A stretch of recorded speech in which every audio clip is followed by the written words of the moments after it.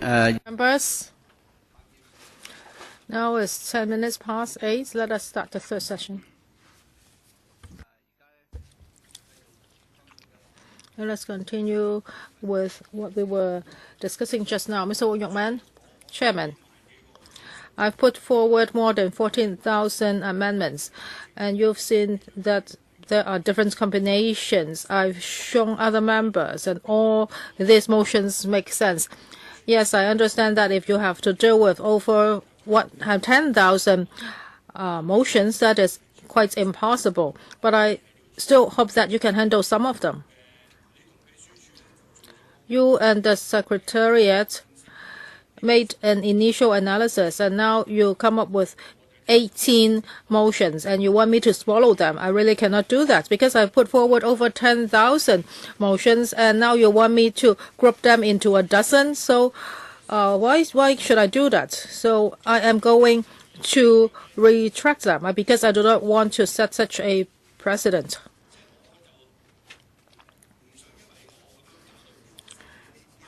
Well, because this proposal is for students, so I really do not want to deprive them of their right to get this benefits. So in order to run our meeting smoothly, Mr. Wong made a decision just now that is, he decides to retract his motions. And I also withdraw my ruling. It's very clear. Both sides have retracted. You have retracted your motion, and I have retracted my relevant ruling. If members have no other questions, I will put the proposal to vote. For those in favor of FCR bracket 2014-15 4, please raise their hands. For those who are in favor, please raise their hands.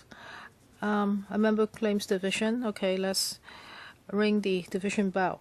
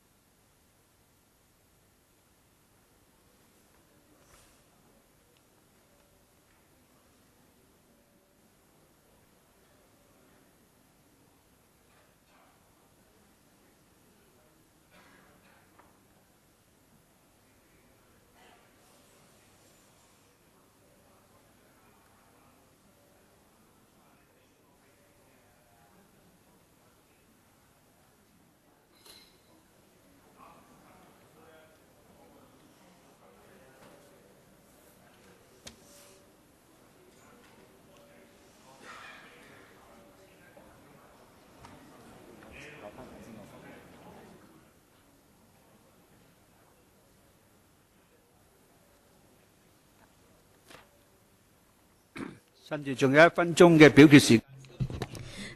we still have 1 minute before we need to vote on the item.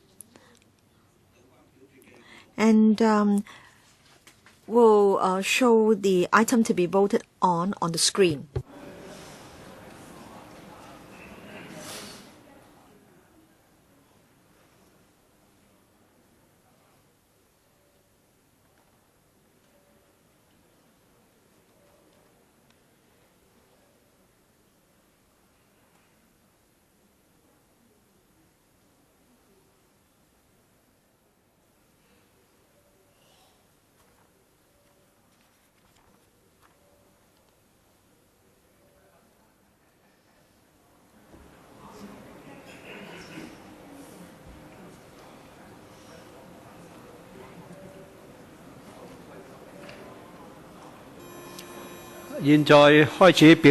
Voting begins.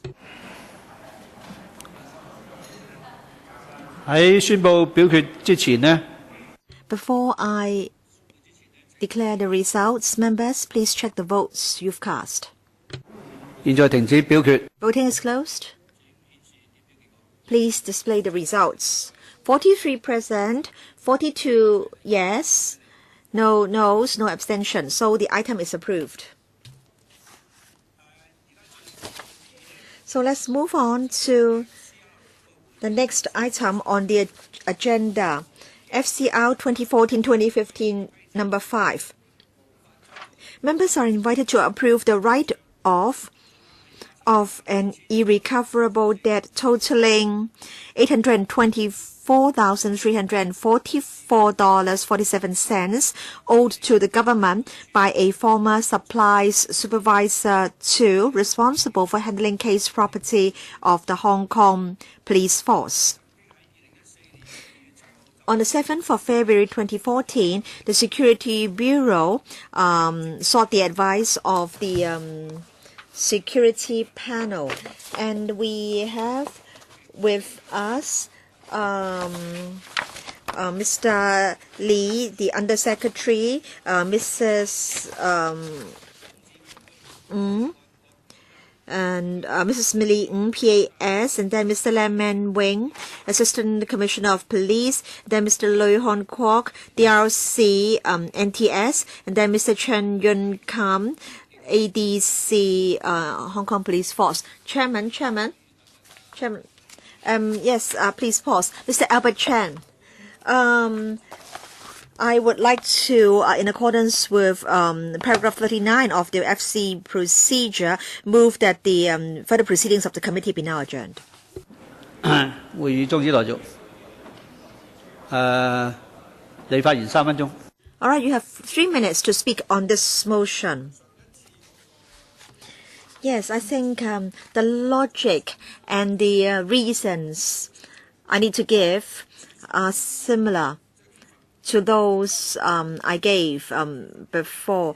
The chairman lacks credibility. He doesn't conduct meetings in a fair manner. I will not repeat these points. But I think for this item, we all the more need a chairman with credibility to chair the discussion of this item, because we have this case involves the police force, which is not credible, and the public are growing tired of the police force. They reset the police force, and so I think it's important that we have a fair chairman to chair the discussion of this item. And on the 1st of July, on the 2nd of July, and after the March, arrests were made, and in fact, people's mobile phones were also confiscated. So I think we should adjourn the discussion of this item. We should adjourn further proceedings, or adjourn the discussion of this item. And I think we need to know more about the ugly acts of the police. In the eyes of the pro-establishment members, the police officers are secret. police officers beat people up, they beat the students up, and yet the pro-establishment members awarded the police with medals. Now, in fact, I think the police today are like the police in the 60s and the 70s. They are like licensed villains. In fact, I said that, and the DAB said that it objected to what I said. So I think it's important that we know more about the performance of the police, what they are doing, what they have been doing. So I will not use up my 3 minutes. Mr. Chen Chi-chun. Chairman, I support Mr. Albert Chan's motion. I believe other members should also support this motion. This is not an urgent item. This item has nothing to do with people's livelihood. And so if we can adjourn the discussion on this item, then we can move on to other items affecting people's livelihood. But if Mr. Albert Chan's motion is defeated, then I will ask the administration whether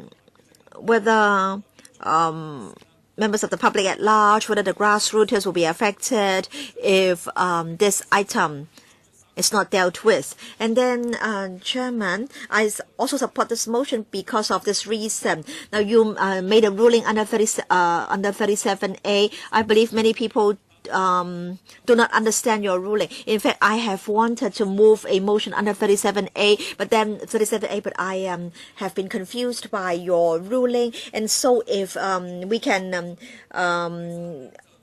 adjourn the discussion of this item or further proceedings of the committee, then I can have more time to consider how I should move a motion under 37A. And also, Chairman, you haven't been conducting FC meetings fairly, and so if any member moves a motion under 37A, I will support him. And also, Chairman, this item has to do with the integrity and the credibility of the police. In this case, we're talking about money, whether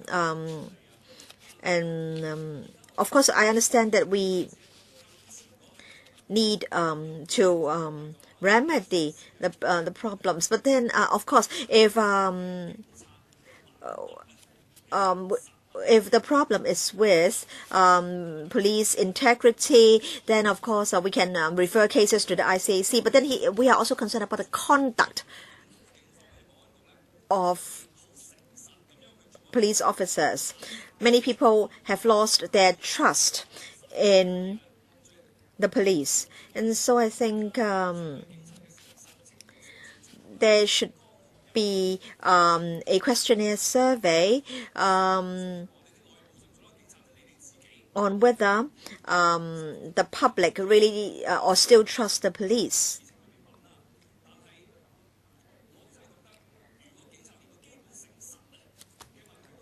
I think it's important that we solve the fundamental issue of the honesty of police officers.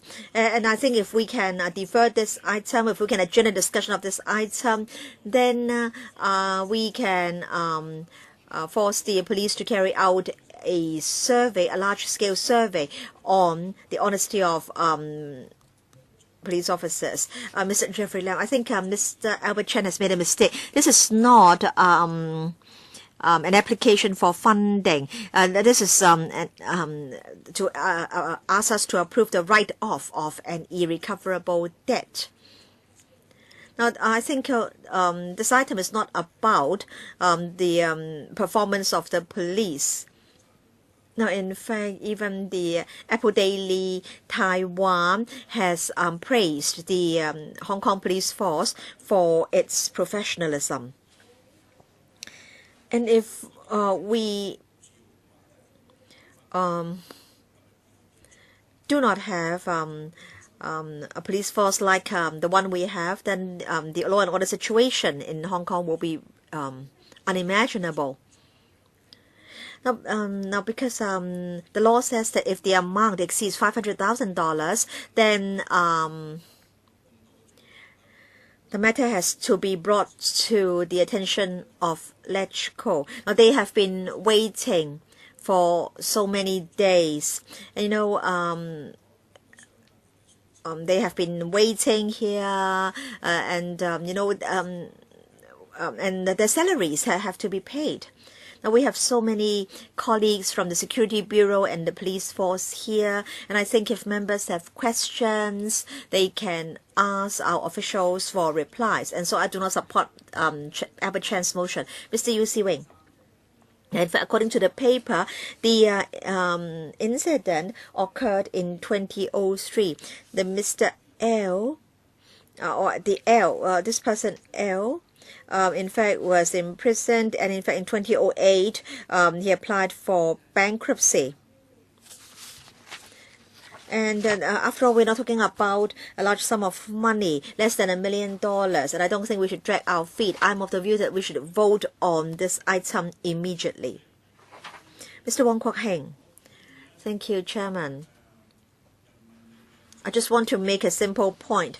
I would like to call upon Mr. Albert Chan and Mr. Chen Chi-chun of People's Power to follow Mr. Wong Yok Man's example. Please withdraw your motions, which represent a waste of time. We only have one session left, and then we're going to have our last FC meeting next week. And there are a lot of funding applications awaiting our approval, and they have to do with people's livelihood. For example, the healthcare vouchers, CSSA, and so on and so forth. And so please have mercy on these people. Mr.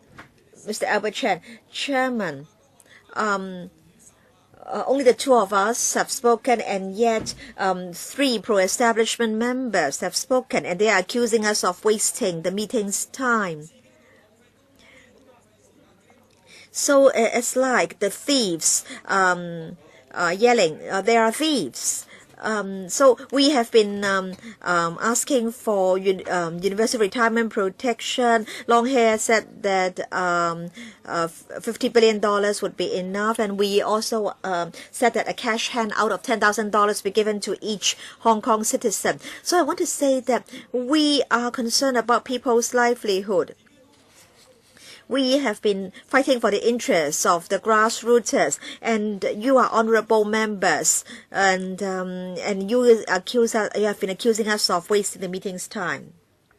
All right, let's put this to the vote. Concerning adjourning the discussion of FCR 2014-15 item 5, those in favor of the motion, please raise their hands. I claim a division, Chairman. All right, the bell will ring for 5 minutes.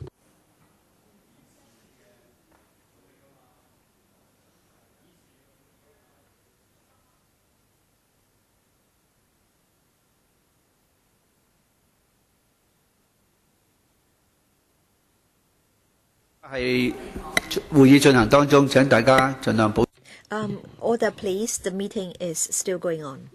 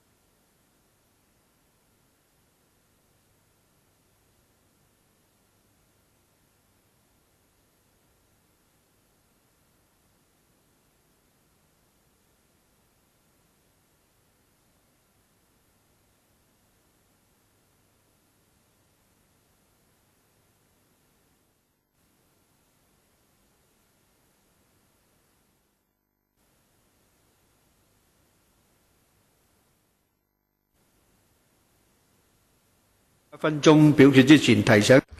Now, before we start voting, I would like to remind you this item of FCL bracket 2014-15-5.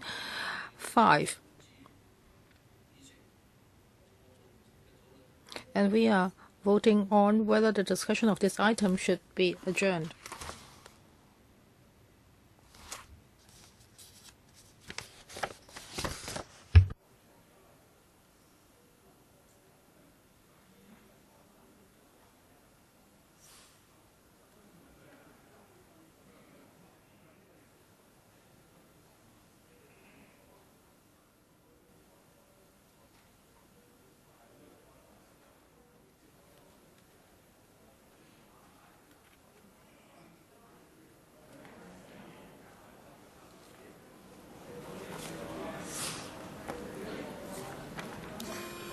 現在開始表決。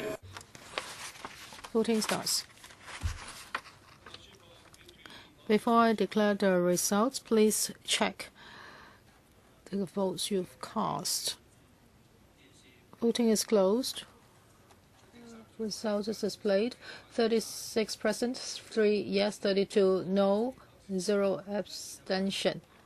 So the proposal is negatived. Do any members have questions concerning this item? The chairman of the panel has not read out his reports yet. On the 7th of February 2014, the security panel discussed this item, that is about writing off of a judgment debt. We understood that it is about a former supply supervisor too, and he mishandled the case property of the Hong Kong police force.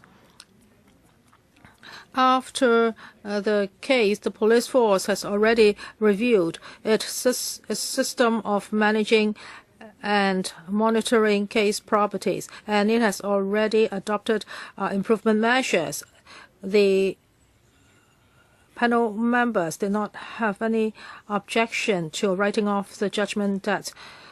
Dr. Fernando Cheung, for this case, it seems that a member of the police force stole the force property, and the police force has been trying to recover the property, but it failed, and it's now about a total debt of over $800,000. I think it is absurd for this to happen. Now the police force has to come to the Legislative Council to ask to write off this judgment debt. I think the police force should review its system so that this mistake will not be made again. Of course, in the paper, we see that the police force vows to make improvement.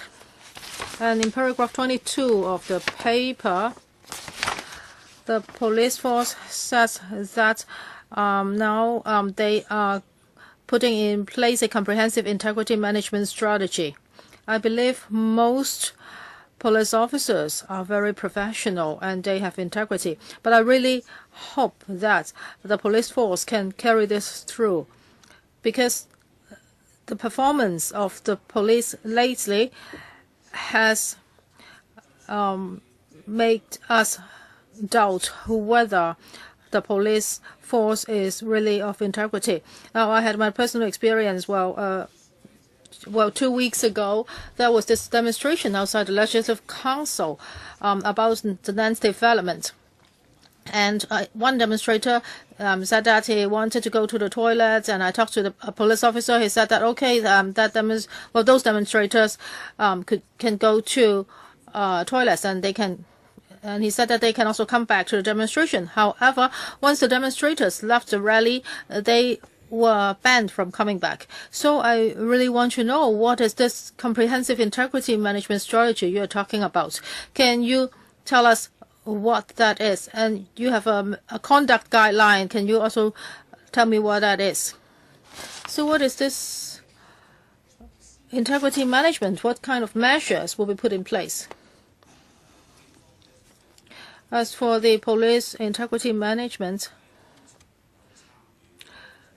it is a system wherein the senior management has participated.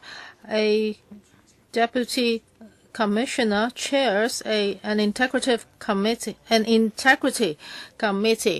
and all the members of the committee are at the rank of assistant commissioners. Other than being district commanders, there are also senior management from the headquarters and from police schools. So this is a high-level committee. It shows that the police force attaches a lot of importance to integrity management. And for strategy, well, we will do more in the area of education, and we will teach the police officers more about their conduct details. And if in the course of discharging the duties, we found that there are problems with the police officers, we would treat such conduct very seriously. Now, the Integrity Management Committee is chaired by a Deputy Commissioner of Police. And in each district, we also have an Integrity Management Committee. For example, at Wong Tai Sin Police Station or Mong Kok Police Station, they have their own Integrity Management Committee. Next, Mr. Charles Mock. Chairman, now the police force want us to help them write off a judgment debt, but for some other things, the police force does not have to seek our help. For example, how they deal with the demonstrators after the July 1st rally. Many demonstrators arrested have their phones confiscated. They are very worried about what will be done to their phones. So can you tell me what will happen to the confiscated phones? And just now, Mr. Chen Jichen asked about conduct and integrity. And in the paper, you say that there are conduct guidelines. And just now, Mr. Fernando Chang says that he wants to have a look at it. Can you show that to us? And also, in the guideline, is there anything about banning political suppression? And now you are asking a total amount of more than $800,000 to be written off. Why don't you just ask for the writing off of $300,000 in accordance with the paper? As for the amount to be written off,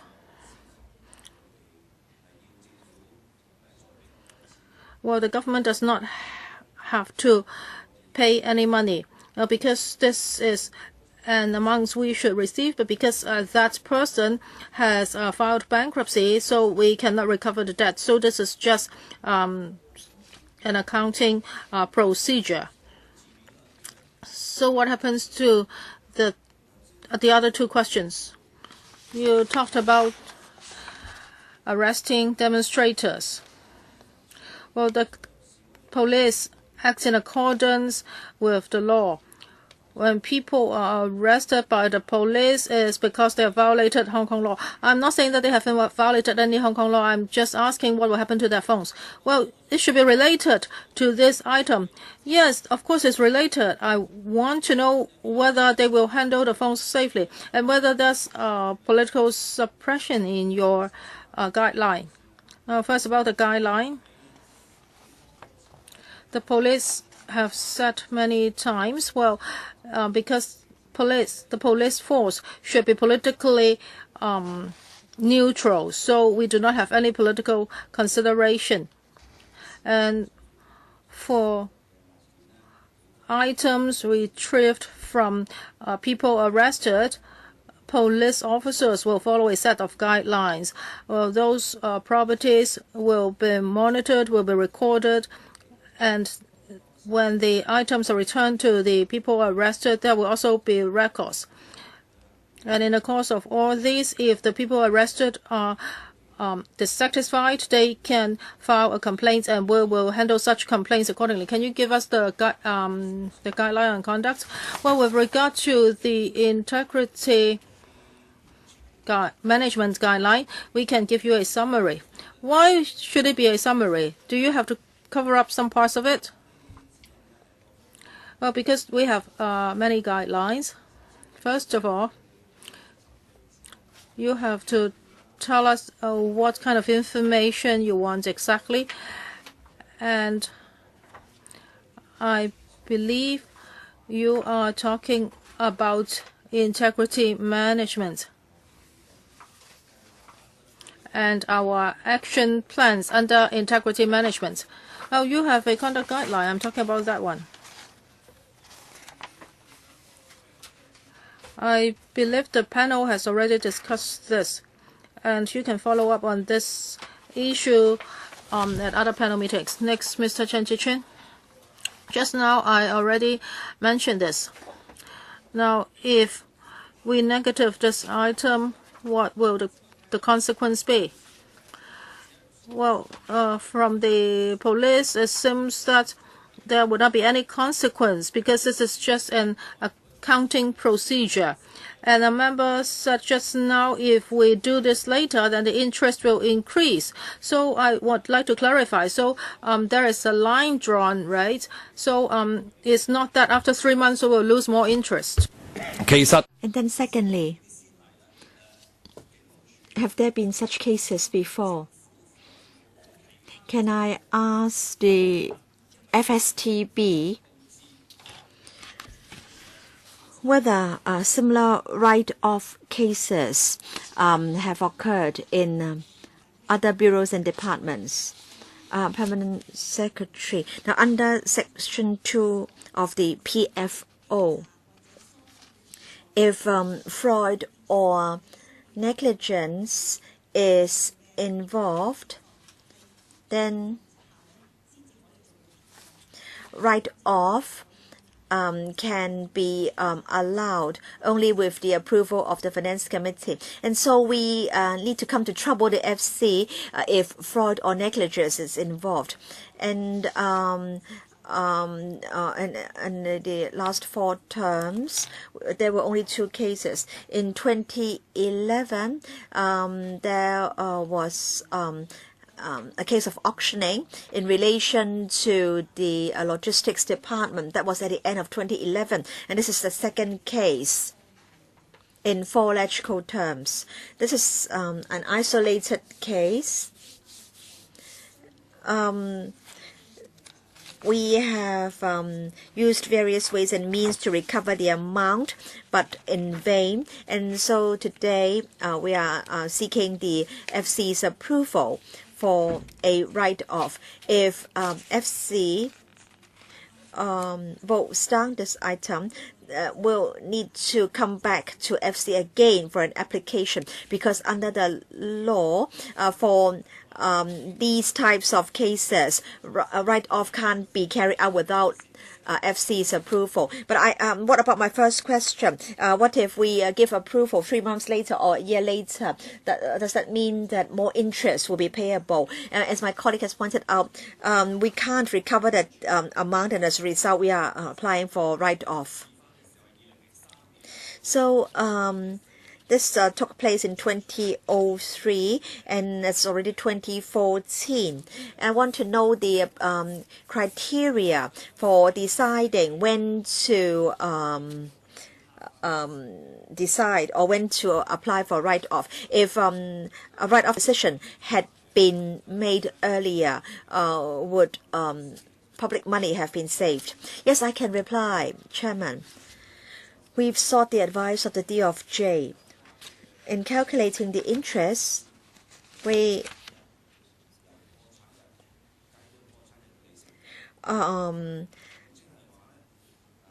calculated the amount till the day L applied for bankruptcy. The amount is $824,344.47.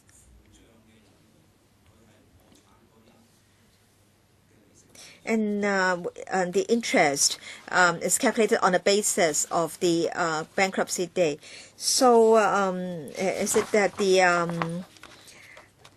cutoff date was the 26th of August 2008 when bankruptcy was declared? Yes. Mr. Fernando Zhang, I want to follow up on para 22. It is said that a set of behavioral guidelines has been drawn up. In reply to Mr. Mock's question, the Undersecretary said that a summary of the guidelines could be provided to LegCo members. I would like to know why only a summary can be provided. Why can't you show us the full set of guidelines? Is there anything secretive or anything confidential about the guidelines? The question has been answered. No. I told Mr. Mock that I would take a look at the guidelines because a lot of information is contained in the guidelines. If Mr. Fernando Cheung wants the guidelines, I can provide the member with the guidelines. Yes, thank you. And then para 17 on the preventive measures. It is said that as far as manpower deployment is concerned, the police will try to ensure that posts involving property control duties are to be taken up by suitable officers. And formation commanders may make restricted posting arrangements for officers with potential conflicts of interest, of doubtful integrity, or in debt until the problem concerned has been resolved. So how do you know that certain police officers are in debt, and how do you decide whether police officers or certain police officers are of doubtful integrity? Now, concerning police officers in debt, sometimes the debt recovery letters or notices are sent to the formations concerned, and in some cases officers concerned seek help from the management. And concerning officers of doubtful integrity,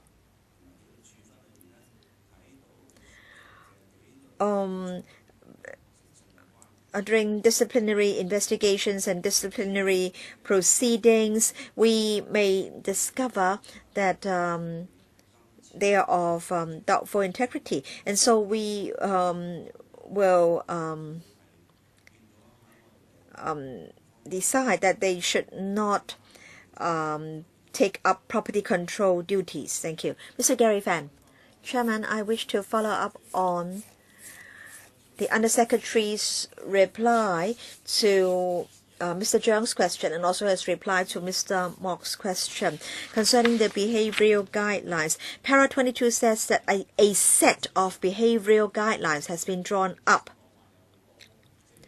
Undersecretary, you said that there were a lot of guidelines. It is said here that there is a set of behavioral guidelines. And the discipline services include the Customs and Excise Department, CSD, and so on and so forth. So how come you have to go back and look at the guidelines? How come you can't give us the full set of guidelines? How come you can only give us a summary? That's the first question. And then second, this Mr. L, he filed a bankruptcy petition, and according to the Undersecretary, all legal means have been exhausted to try to recover the amount. Now, in this case, of course, L filed a bankruptcy petition, but then if the person concerned, if the police officer concerned hasn't applied for bankruptcy, then do we have such cases? Are these cases common? We just want to know whether the behavioral guidelines are enough to prevent such cases. Now, even if we approve the write-off of the debt, at least we want to be assured that the behavioral guidelines are effective in preventing similar cases. Undersecretary. Yes, thank you. First of all, on the guidelines, the question was first raised by Mr. Zhang and then by Mr. Mok.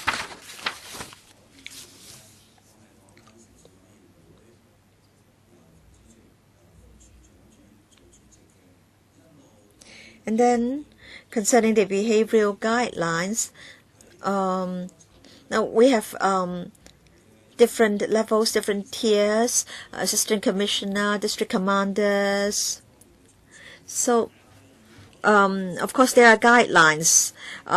So is it that there is only one set of behavioral guidelines, or are there many guidelines? Now, I'm prepared to provide the guidelines to members. Now, in fact, in my initial reply, I was adopting a proactive approach. I was trying to see whether additional information could be made available to members. But then if members think this approach is not appropriate, then I'll just provide these guidelines to members, because I was just trying to be helpful, but I don't think providing a summary represents a very proactive approach to assist. The second question, first of all, I want to say that I do not agree with Mr. Fan, and then secondly, if anyone owes the government money, then of course the government can only exhaust lawful means, legal means to recover the debt. And I don't understand what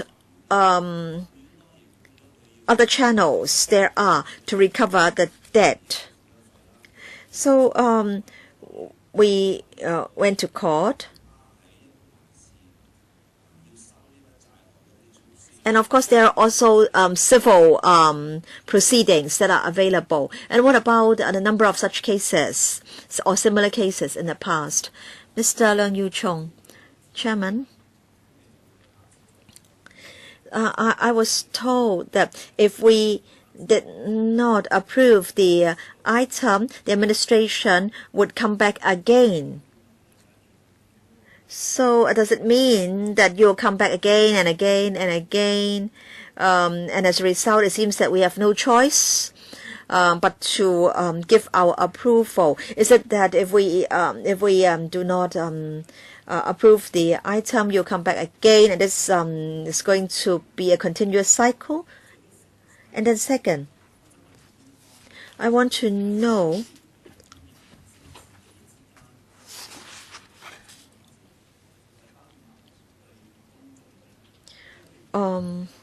what you mean by integrity.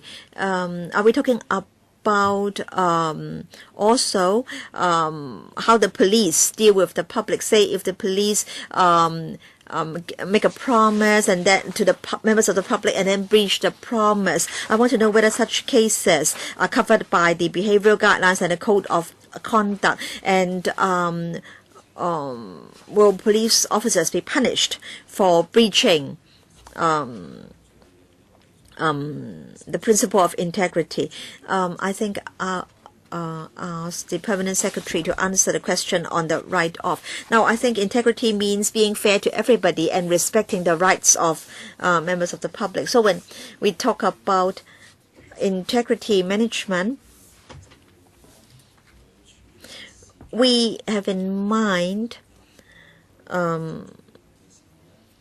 their duties within the police force, and also how the police deal with the public. In other words, respecting others' rights, being observing the highest standards of integrity. So thank you very much. But what if they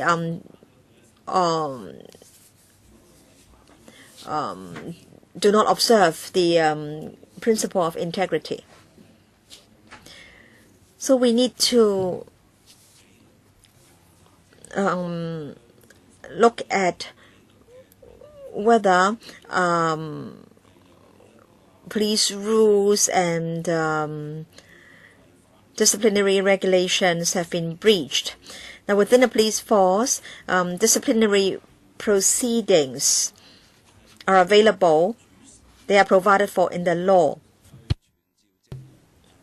And witnesses are also summoned to give evidence. So the proceedings are like court trials. We'll look at whether the police officer concerned has breached the disciplinary codes. And of course, disciplinary action can be taken against the police officer concerned, and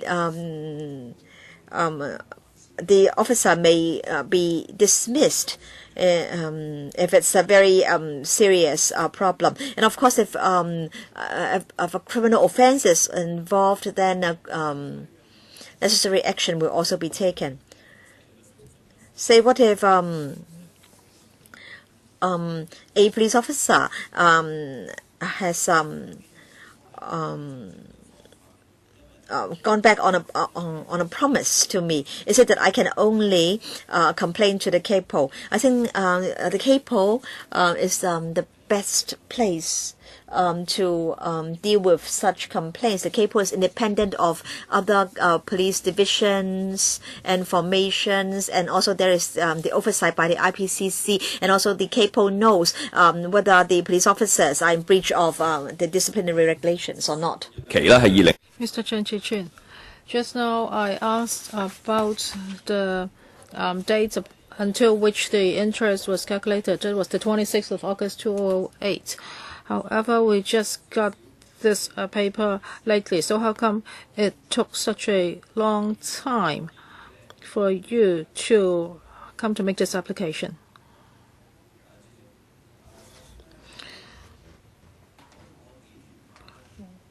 Well, the case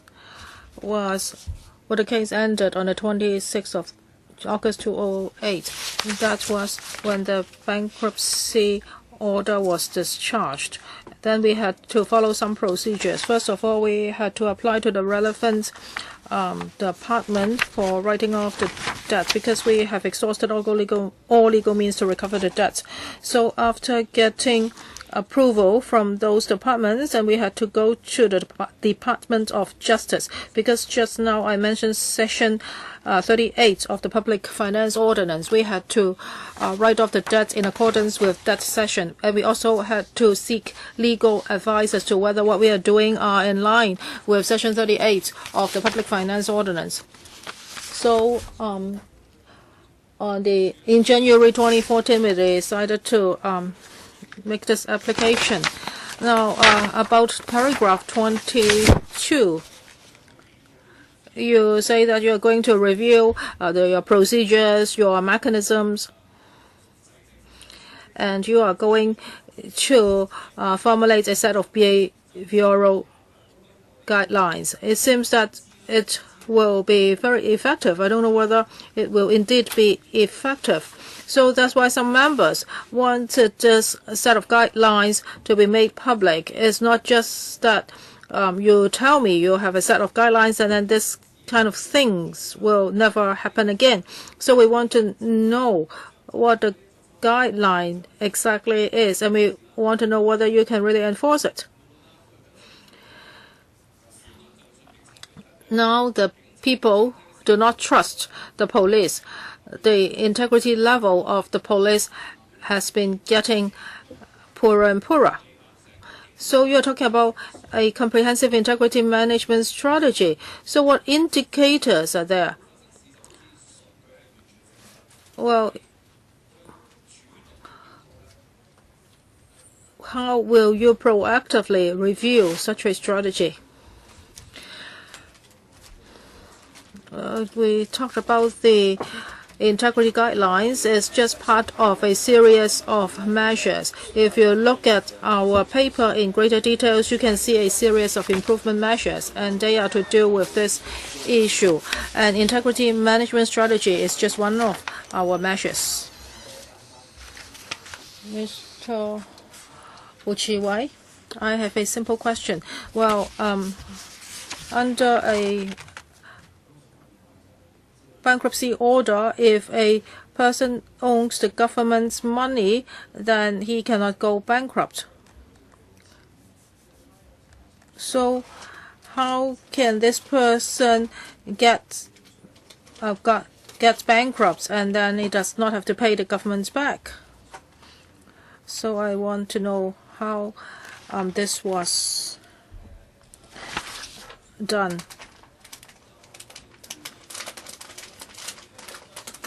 According to our materials, first of all, the official receiver or the receiver would have to look at the case. He has to find out whether that person still has assets, and if so, he has to pay back his creditors. And according to the receiver, we understand that this supplies supervisor too does not have any assets available for distribution to his creditors. And the government is one of the creditors, so that's why we cannot recover the debt.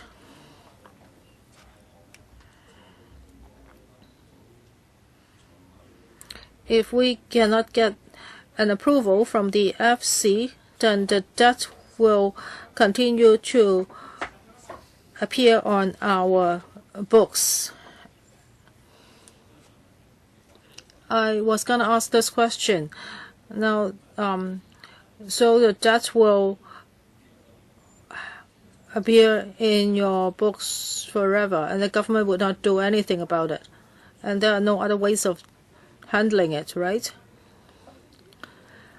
And just now the Treasury said that if we do not accept these writing off, then you can come back next time. So every year you will come back to make such an application. Well, maybe I can explain more. Under the Public Finance Ordinance, it is very clear. That is, under certain circumstances, for example, if it's a case of deception or omission, then the Secretary of Finance can write off a debt. And in 1989, the government got an authorization from the LegCo. So for this kind of cases, the amount of money to be written off is capped at $500,000. Now, if we apply to the Legislative Council for writing off a debt, and if members think that the figures are wrong, or if members think that the government has not exercised due diligence in recovering the debt, then the government may have to withdraw the paper and make an application again later, because according to the law, this FS does not have the power to write off the debt. So if we do not approve it this time, you will come back and come back and come back, right? Well, it depends on why members disapprove it. If members think that we have not provided you with enough information, then we will give you more information. Otherwise, we will have to resolve this problem. Otherwise, the debt will always be there. So every year you will come back, right? So if we negative it today, then you will come back next year. As to whether we will do it next year or we will do it immediately, it depends on what you want. If you want some information, we can provide you information immediately. Mr. Gary Fan, I would like to ask about the guidelines. Well, for paragraph 12, you mentioned the supervisor of the of L. That is, he failed to properly administer the issue, so he was not, but he was not penalized. He was just warned. But the most important thing is to reform the system. And just now, and also in paragraph 15, you said that in 2012, the police comprehensively examined the property control practice. And in 2013, you exercised more stringent control on the timely disposal of property. So how come it took so long for things to be improved? This case occurred so many years ago, and the police waited for 10 years to make improvements. Why is that? For immediate measures, well, the paper has stated that the police believe that superintendents should take up the job of the executive officer, and that was immediately done. But how about the improvement measures? How come they were implemented 10 years later? I'll ask Mr. Lam to answer the questions. Well, I would like to thank the member for his questions. Well, for this case, we can see that the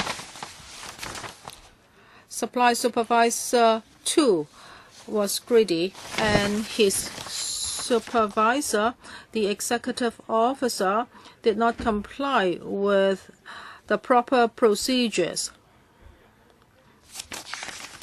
When the SS2 said that he had to take the case property out for a test, the EO has to verify whether there was indeed such a need. So the EO had to look at that. However, in the case, the EO did not do that. So you said that this problem has been dealt with, right? So in 2013, you said that there was an improvement measure. So I would like to know that with the new improvements measure, whether the supervisor of the culprits will be penalized. Well, next round, please.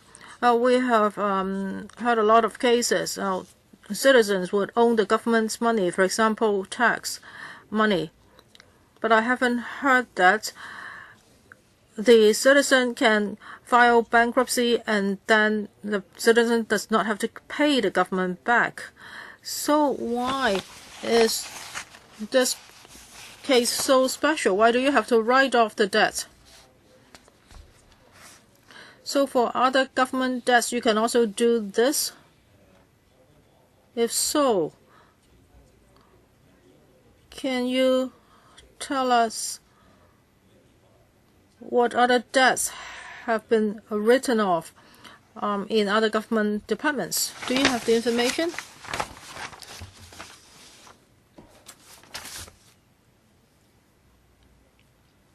P.S. Thank you, Chairman. I'll try to answer Mr. Wu's question.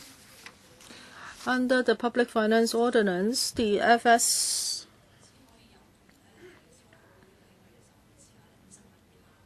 can only write off a debt under the limit of $500,000, and that case, provided that that case involves a deception, etc., then the government can handle the case themselves. But if it involves more than $500,000, then the case would have to be, or the writing off would have to be decided on by the FC. As for other government departments, well, actually I have some figures in hand. In the past few years, in 2011 to 12, 3 cases involving a total amount of $70,000.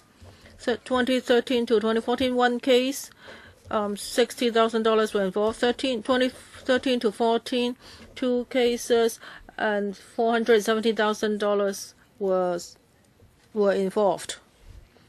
So the government departments could handle these cases themselves. They also have their internal guidelines as to officers of which rank could handle such cases. However, for cases involving more than $500,000, they have to come to for FC. You said that if it's a deception case and a loss is incurred, then you have to do this. But how about defaulting on tax payments? People cannot file bankruptcy and then not repay the government, right? Yes, we have seen cases like that. If it's defaulting on tax payment, the Inland Revenue Department has a set of stringent procedures to follow, but sometimes they also have to write off debts. Dr. Fernando Cheung?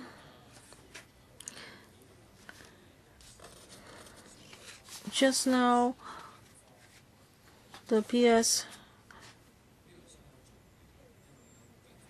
Just now, the police said that they have to be politically neutral when they enforce the law. This is very important.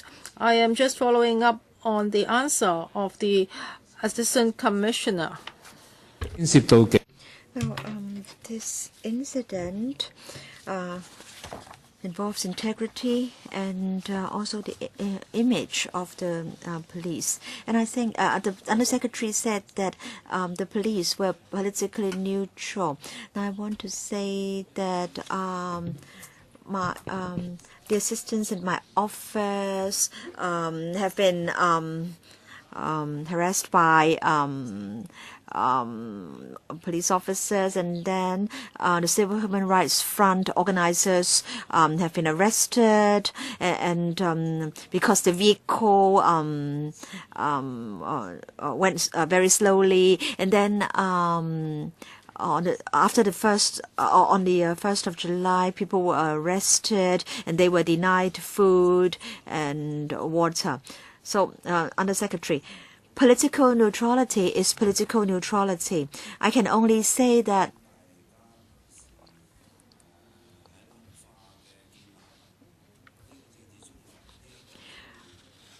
concerning this concept of political neutrality, definitely this concept is upheld by the police.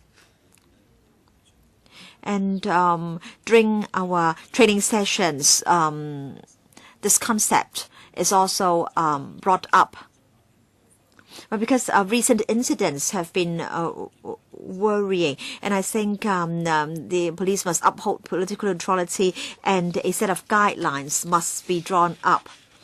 Does any other member wish to speak? Mr. Wong Yok Man has already withdrawn his 1,844 motions. So I will now put the item to the vote. Members in favor of FCR 2014-15 item 5, please raise their hands. Right, a division bell will ring for 5 minutes.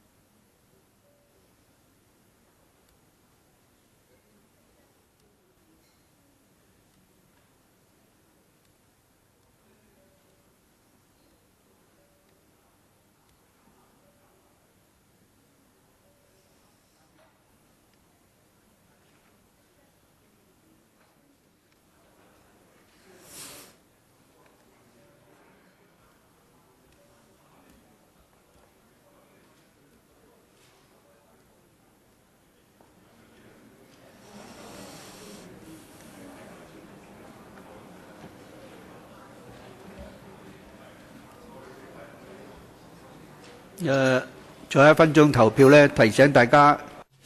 So we'll start to vote in 1 minute's time, and we will be voting on FCR 5.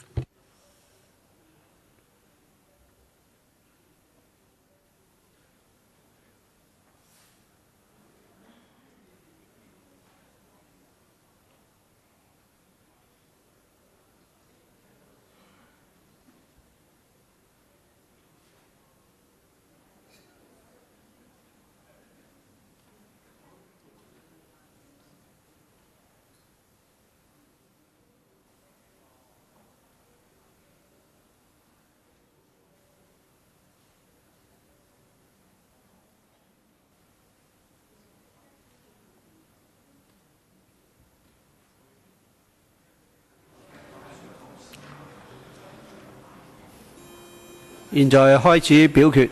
Voting begins.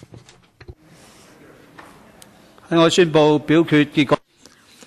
Before I declare the results, members, please check your votes. Voting is closed. The results are displayed. 39 present, 35 yes, 3 noes, so the item is approved. Next item on the agenda, FCR 2014-15, item 6. Members are invited to approve an increase in the government's equity in the Hong Kong International Theme Parks Limited through conversion of part of an existing loan from the Capital Investment Fund to the HKITP, and approve the provision of a new term loan from the CIF to the HKITP as part of the financial arrangements to enable the company to implement a new hotel development project at the Hong Kong Disneyland.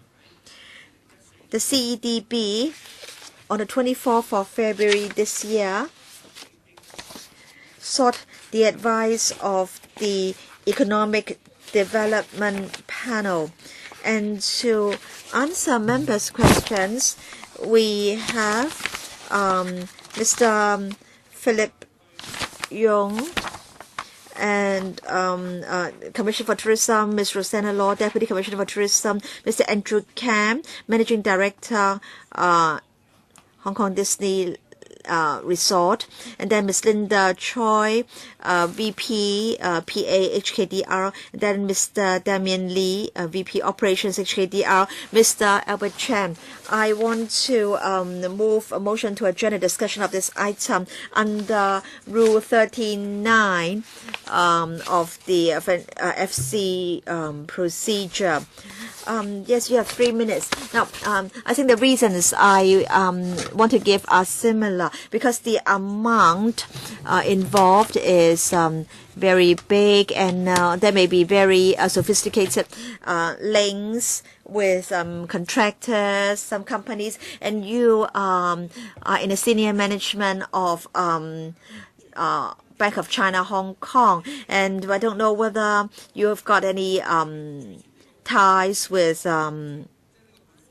those concerned, and because we're talking about arrangements under the Capital Investment Fund, and if you continue to chair the meeting, members of the public may have doubts. They may suspect, due to a lack of trust, that some people may be trying to seek personal gains, and there may also be transfer of interest. Now, because I understand that you'll be chairing this meeting, and then next and the next session, Mr. Tommy Zhang will be the FC chairman.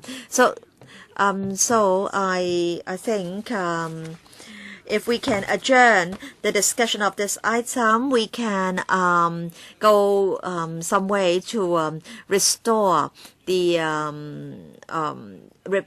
harm done to the reputation of the Finance Committee, although a lot of harm has already been done by you. All right, thank you. Does any member wish to speak on Mr. Albert Chan's motion to adjourn the discussion of this item under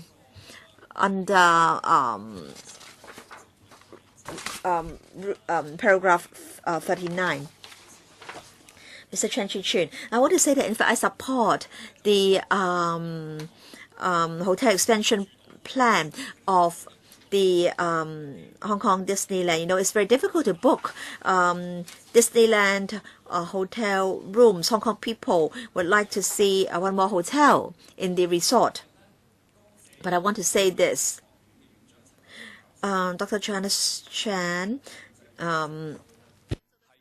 the outgoing dean of the Faculty of Law, referred to the agreement between the Hong Kong government and Disneyland in talking about one country, two systems. So in Hong Kong, things will remain unchanged for 50 years. And what's going to happen to the Disneyland agreement? And at that time, the administration said it was commercial secret, and nobody asked further questions.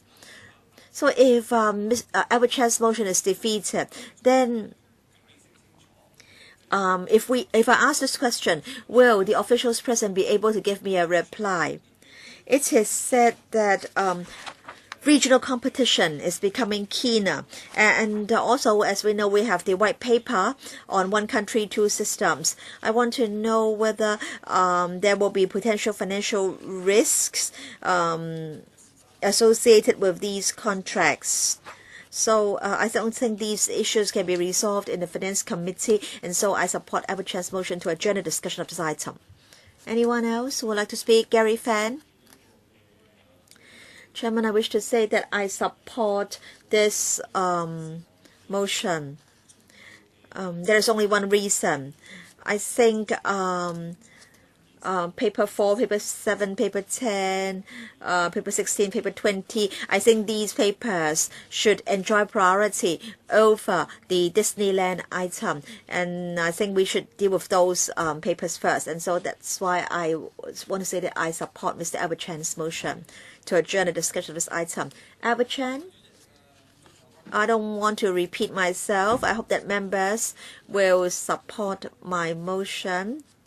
I think in supporting my motion, fair treatment can be given to the Finance Committee and to members of the public. So I now put the matter to the vote, and that is if this Finance Committee should adjourn a discussion of item FCR 2014-2015-6. All right, you are claiming a division. The bell will ring for 5 minutes.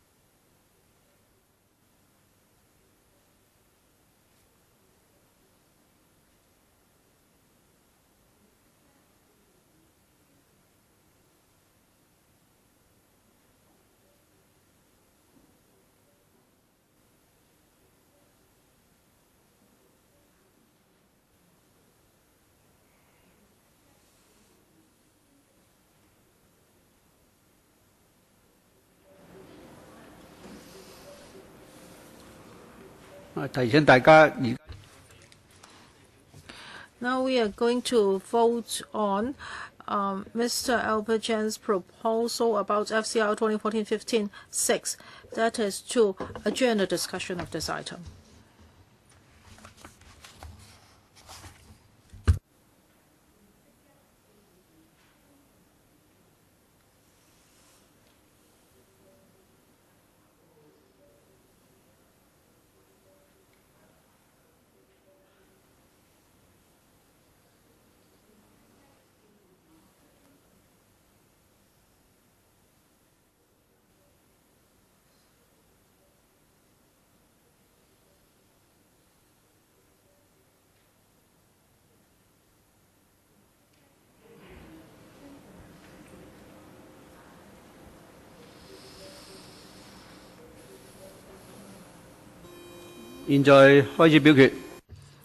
Voting starts. Before I declare the result, please check your vote. Voting closes. The result is displayed. 34 present, 3 yes, 30 no, no abstention. So it's negative. Now, let us look at the item itself, FCR 2014-15-6. Members, do you have questions? Ms. Emily Lau. Chairman, I would like to ask 2 questions. First, well, for Disneyland, in the whole of Asia-Pacific area is #1 tourist destination. Well, you're saying that we are competing with Japan, South Korea, etc. So how come we have the #1 tourist attraction? And now Disneyland is making some money. So if it's to be expanded, why does the Hong Kong government has to fork out money? Who's going to answer this question? I'll try to answer the members' 2 questions first, and then I will ask Mr. Andre Kam to supplement. Disneyland is a very important tourist attraction of ours. In the past few years, its performance has been very good. Many tourists and Hong Kong people would love to spend their holidays at Disneyland. So it plays a very important role in our tourism infrastructure. And when we compete with our neighboring places, for example, Shanghai, Singapore, etc., they are improving their tourism infrastructures. So that's why we also have to make improvements. And we have to come here to make this application. And the Disneyland is going to develop a new themed area, that is Iron Man. So we are a major shareholder of Disneyland, so we also have to invest. This is the theme of this paper. That is about the financial arrangement for the new hotel. We hope members can support us. Well, can you explain to us why is there such a need? What benefits will be brought to Hong Kong if we continue to invest like this? You have been talking for 2 minutes and you haven't told me the reason. Maybe Mr. Andrew Kam can tell you the status they are enjoying in the industry. Well, for Disneyland, in the last years, we have received 7.4 million visitors. Our visitors mainly come from 3 places. First, of course, Hong Kong. They account for 1/3 of our visitors. As for Southeast Asian visitors, they also account for a very important part. About 20% of our visitors are from Southeast Asia. Our penetration rate in Southeast Asia is quite high. According to the figures of last year, for every 10 Southeast Asian overnight visitors in Hong Kong, 4 of them would visit Disneyland. So we are saying we are the top destination. And when Southeast Asian tourists come to Hong Kong, most of them will choose to visit Disneyland. This shows Disneyland is a top tourist attraction in Hong Kong. And I would like to give members some information concerning our industry. According to a consultancy firm's survey, in Asia, there are many theme parks. Hong Kong Disneyland is still very high on the list. In Asia, last year, when you look at the number of visitors to these theme parks, Disneyland ranked 5th. It's just under Ocean Park and 3 theme parks in Japan. So in Asia, we are enjoying a very high status. Next, Mr. Gary Fan. Well, Disneyland is going to build a new hotel, and you want to increase the capacity of receiving tourists in Hong Kong. Well, the Hong Kong government conducted a survey on Hong Kong's capacity of receiving tourists. And for the middle-range hotels, they actually are most popular. And for luxury hotels, the demand is not that high. So it seems that luxury hotels are not in huge demand.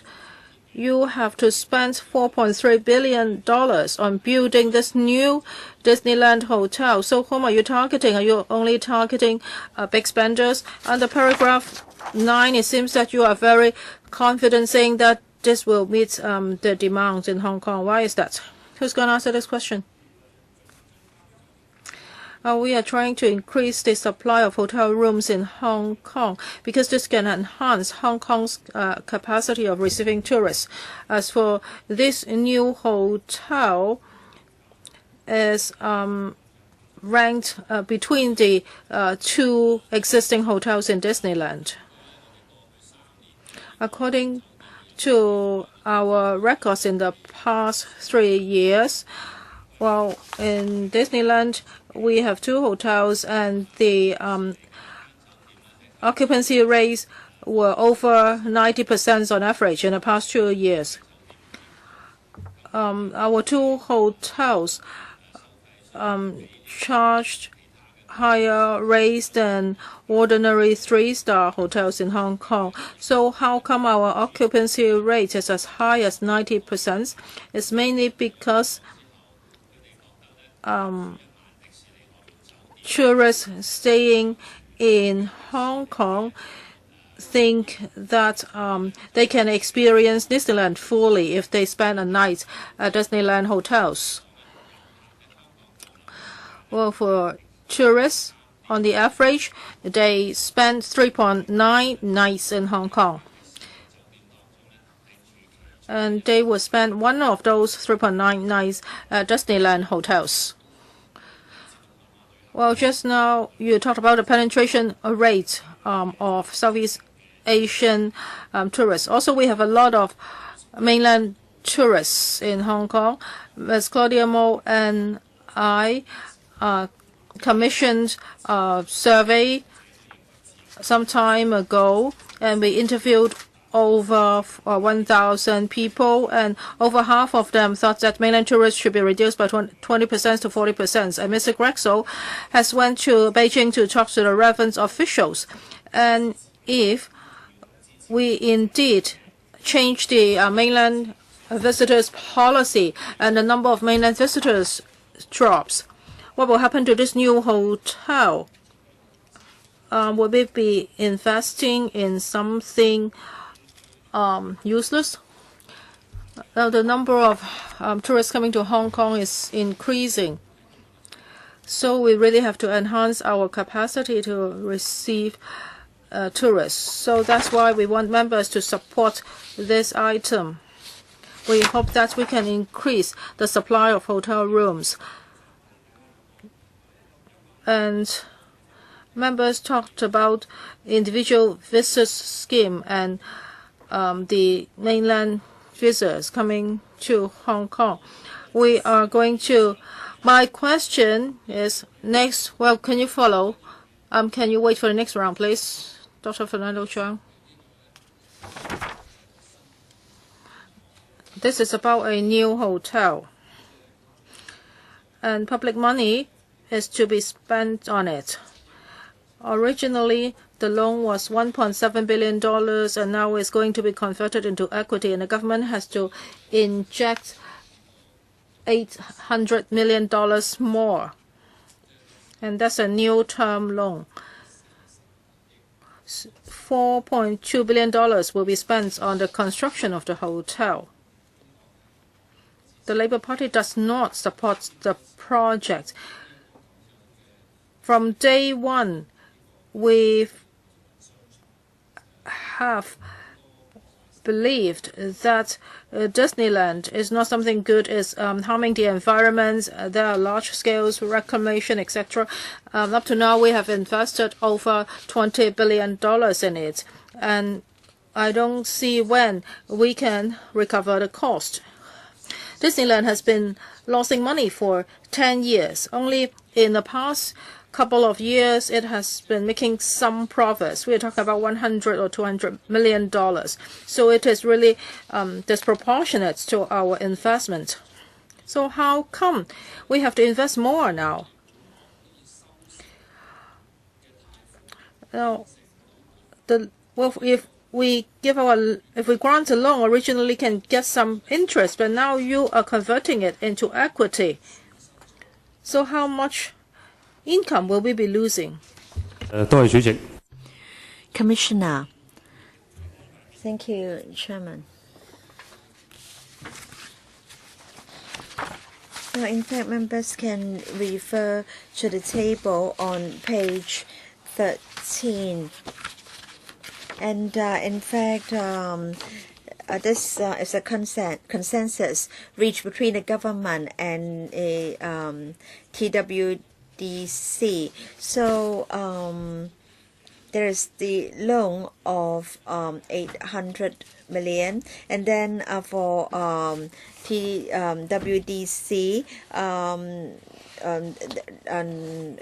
they will provide a loan, and then there will also be injection of $1.7 billion.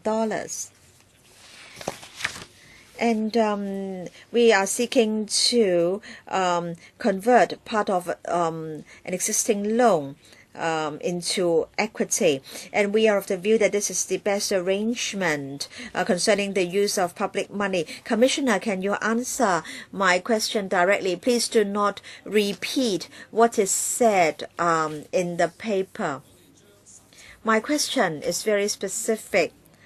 Now, $1.7 billion at the moment is a loan, and we get interest payment. But then if it is turned into equity, we only get a dividend only if a profit is made. And so I would like to know how much interest we will lose in the future. So the question is very specific. Now, we are converting this in $1.7 billion into equity to maintain our status as the majority shareholder. And also, the TWDC will try to meet the expenditure with its own cash flow. And concerning the conversion of the loan into equity, I don't think there is the question of losing any interest. And in fact, in the past, all the interest was paid to the government. Mr. James Tian, in fact, this issue has been discussed by the Economic Development Panel Chairman. The Liberal Party has expressed some concerns. Firstly, should we reduce the number of visitors to Hong Kong, or should we try to enhance our receiving capacity? We are of the view that we should opt for the latter. In other words, we should construct more hotels. We should try to receive more visitors. We should not try to seek a reduction in the number of visitors by 10% or 20%.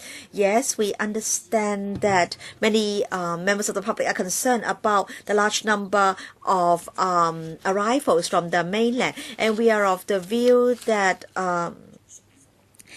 there should be a reduction in the number of people coming on multiple entry endorsements. They are the about 1 million. They are the 1 million residents in Shenzhen. Most of them are not overnight visitors. They are same-day visitors, and many of them are involved in parallel goods trading. So we hope to see more overnight visitors from cities like Beijing, Shanghai. In other words, those with higher spending power.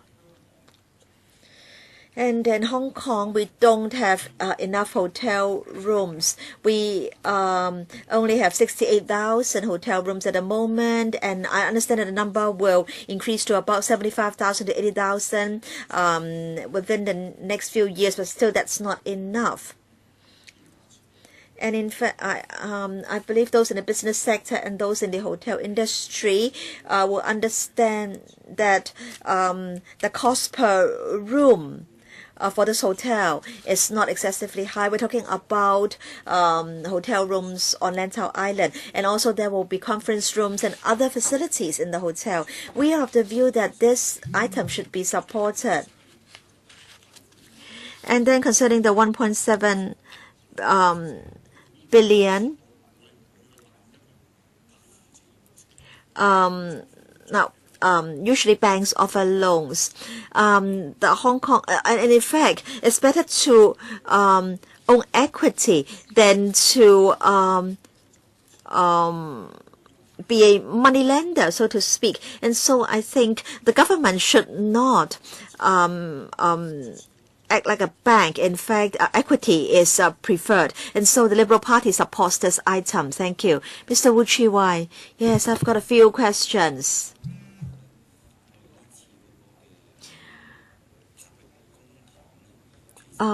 Chairman, we want to know the internal return of the investment. We should be given a comparison of the different scenarios and options. And also, the company has started to make a profit since 2012, and in fact, its performance further improved in 2013. So is it that your forecast is that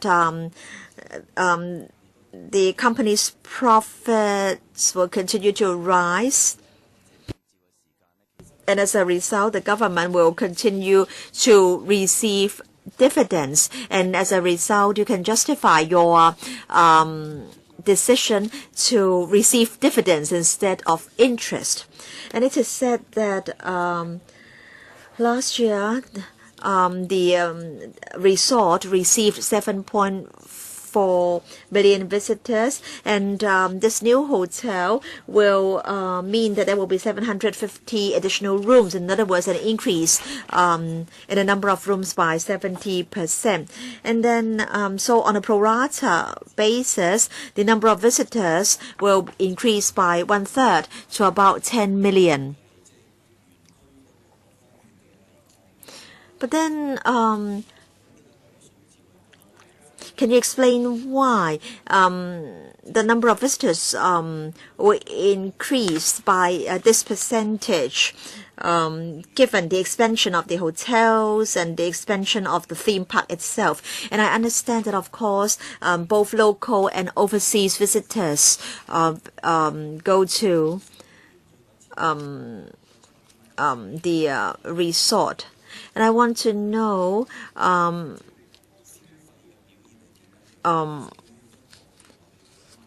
how many percent of your visitors are locals, how many are non-locals, and do you have any figures showing the spending powers of the visitors and of those who spend one night at one of the Disney hotels? Yes, thank you. I can say something about our projection concerning the business performance of the resort. In fact, we adopt an optimistic outlook, and in fact, in the past 2 years, the theme park performed very well, and in the past 2 years, net profits were recorded. And last year, the net profit was higher than that of the previous year. And so concerning the number of visitors and the level of profit, we hope that these will continue to rise in the coming year. And there will be new attractions, for example, Marvel's Iron Man, and other themed areas. All these will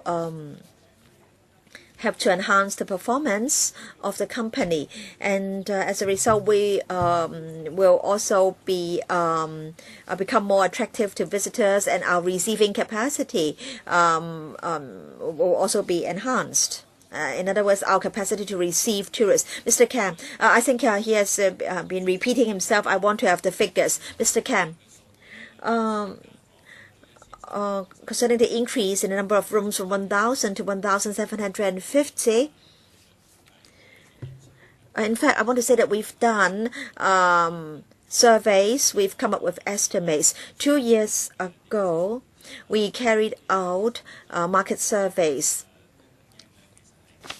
I want to say that the supply of hotel rooms at the moment is tight at the resort. Please give us the data. Yes, I will come to that later.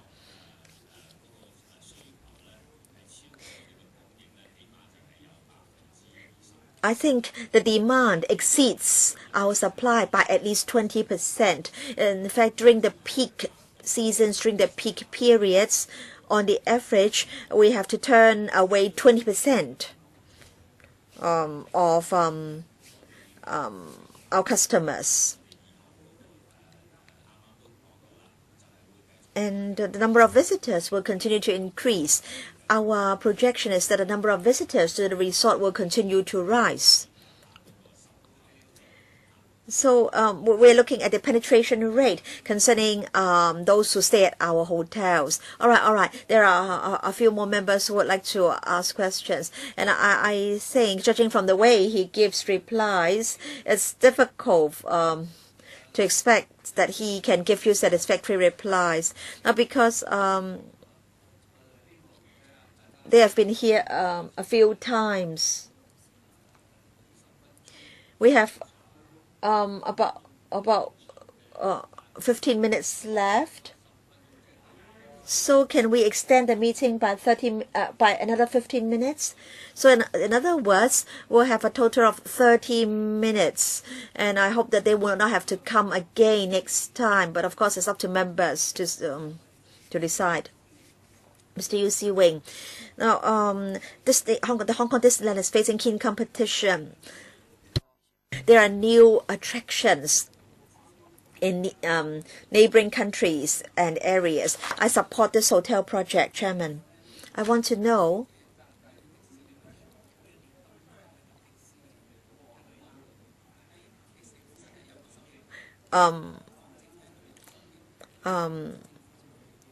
whether the government knows whether visitors to Disneyland also spend elsewhere, and I want to know their contributions to the Hong Kong economy and GDP. And secondly, I understand that construction costs are escalating. And so will there be overspending in the light of escalating construction costs? Yes, Mr. Yong. Just Chairman, first of all, economic effectiveness. The Hong Kong Disneyland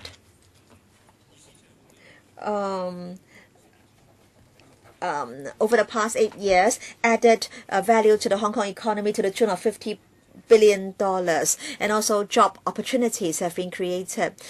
And we understand that the construction project will create 2,700 jobs during the construction period. And the funding is needed for contingency, of course, and also we've set aside $500 million to meet possible escalation in construction costs. And then Mr. Kam can answer the other questions. In particular,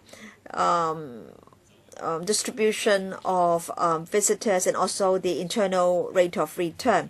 Yes, Chairman, thank you. Concerning construction cost,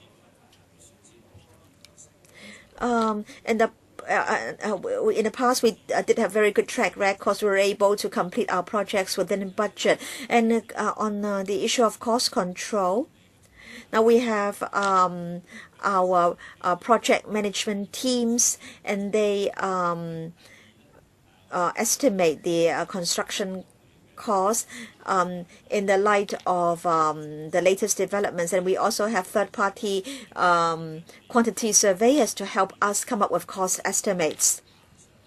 And we also have our contractors and subcontractors or secondary contractors who also make independent projections, cost projections. And so we have projections from all these parties, and we've also set aside $217 million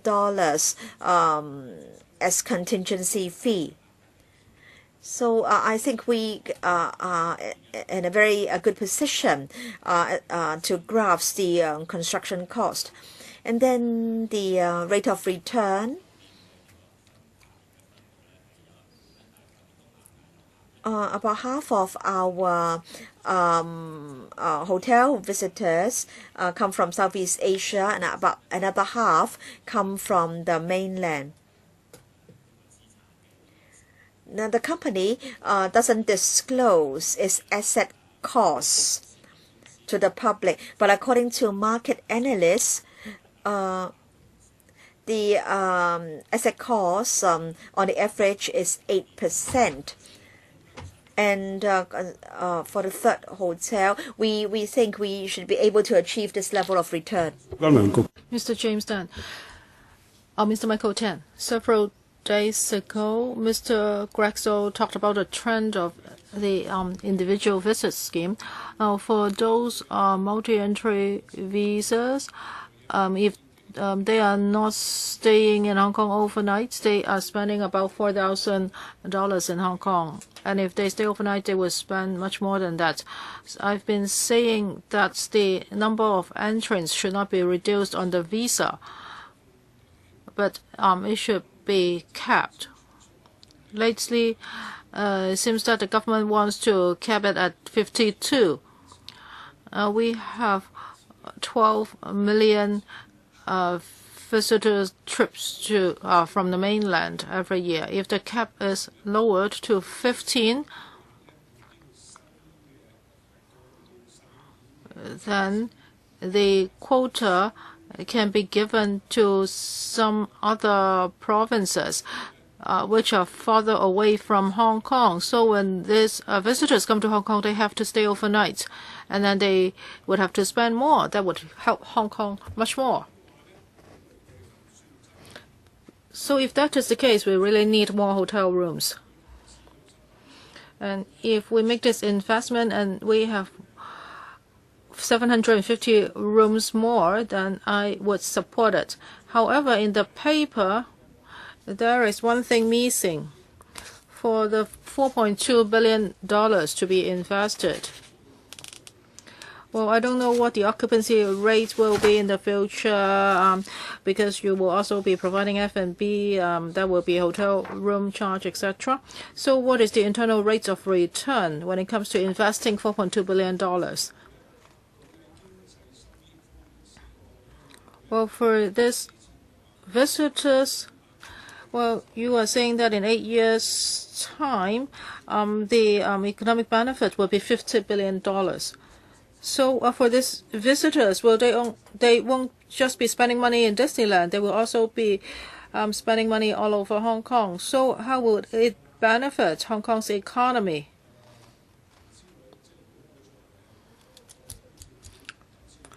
So if I look at it from the perspective of investment, we are not just looking at the visitors spending in Disneyland.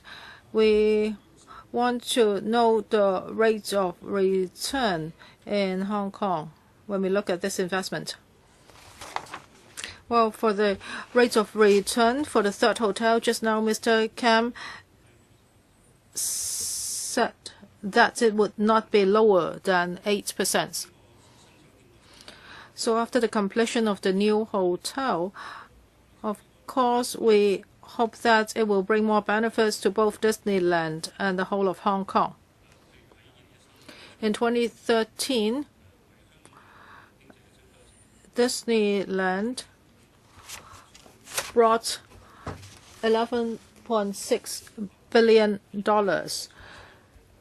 to Hong Kong, and that's 0.58% of Hong Kong's GDP, and it has also created a large number of jobs. So for the first 8 years, we got more than $750 billion because of Disneyland. So we do not have the exact figures for the new hotel now. Well, you should have the figure because we are using public money to invest in a hotel. You must have the estimates. Can you give us the figures later? Our projection is that the internal rate of return will not be lower than 8%. Yes, you've told us just now. Next. Dr. Helena Wong. Now, if Disneyland is a business, well, now the government owns 52%, so is a majority shareholder. Now you're going to build a new hotel. So we are putting in more resources. So the rate of return is about 8%, right? You told us just now. But here you say that Disneyland has not disclosed its asset cost. So you do not know the exact figures. The government does not know the books of Disneyland. I want to know this. As for the financial arrangements, you will see that for the new hotel, the SAR government will lend $800 million to Disneyland, and $1.7 billion of existing loan will be turned into equity. But the Walt Disney Company will be paying $2.8 billion to the new project. So for the internal rate of return is the internal business, but our projection is that for the new hotel, the estimated internal rate of return will not be lower than 8%. Well, Chairman, I think this is very strange. You do not know how much resources have been put into the project by Walt Disney Company. Well, you are a major shareholder and you don't know clearly about the books. That's very strange. So for this, well, for the whole Disneyland project, we spent $4 billion on reclamation and about land development. Those are the resources that the government put in. So are these reflected in the shares held by the government? Or you are just giving Disneyland a free lunch? You don't know how much what does the company is spending, and you are just forking out money, and now you're giving them a new site for a hotel. So do you give them the site for free, and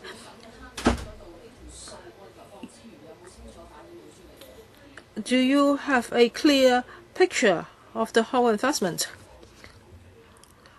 Well, we have provided lands and resources, and all these are reflected in the shares we own. For reclamation, the supplementary equity also reflects that. Walt Disney Company is now spending $2.8 billion on this project. Is according to the calculation. As for their calculations and projections, those are their business secrets. They don't have to disclose that.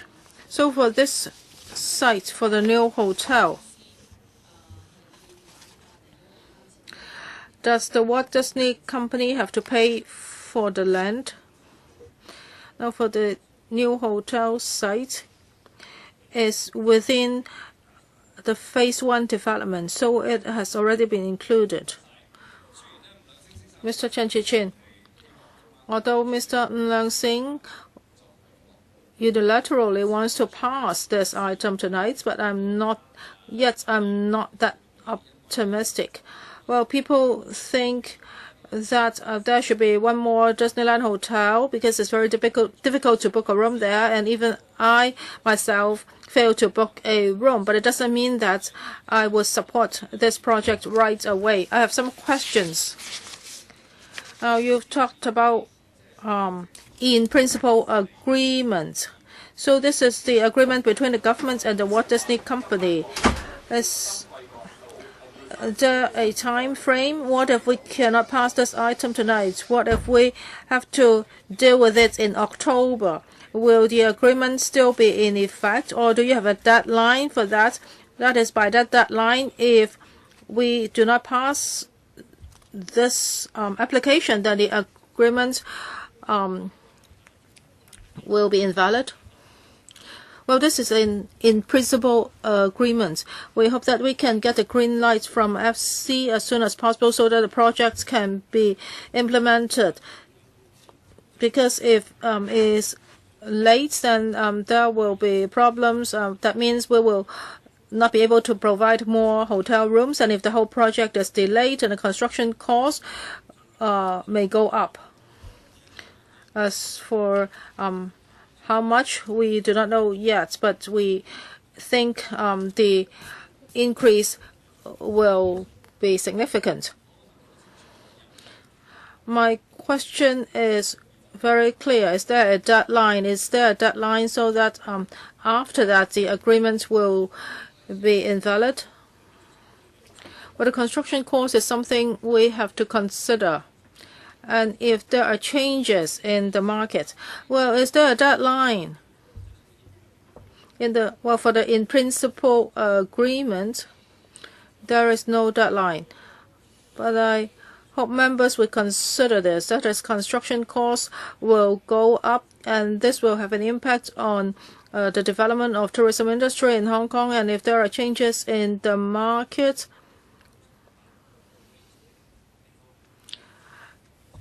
then this will not bring benefits to Hong Kong's tourism industry. So you still have not answered my question. Maybe I can ask Mr. Kam to answer your question from the perspective of Disneyland. Mr. Kam? Yes, I can supplement. The shareholders on both sides really wants to see the hotel developed. Well, we have not discussed about the deferment of the agreement, but there are two things that are very important. One is the cost. If the project is further delayed, there will be an impact on the cost, and also the opening date will be delayed. So we hope that or shareholders on both sides hope that this hotel can be built as soon as possible so that we can bring benefits to Hong Kong's tourism industry. Well, now it's already late, right? Yes, it has been delayed for 2 months because I have been sitting here for 8 weeks. 3 members have pressed their buttons, and I don't think we have enough time for them to speak and then vote. We still have Dr. Fernando Chang, Mr. Wu Chi-wai, and Mr. Michael Tan. Do you want to ask questions, or what do you think we should do? I can let you ask questions. Well, we'll ask questions at the next meeting because we have overrun for 10 minutes. So maybe we should adjourn the meeting now and we will continue at the next meeting.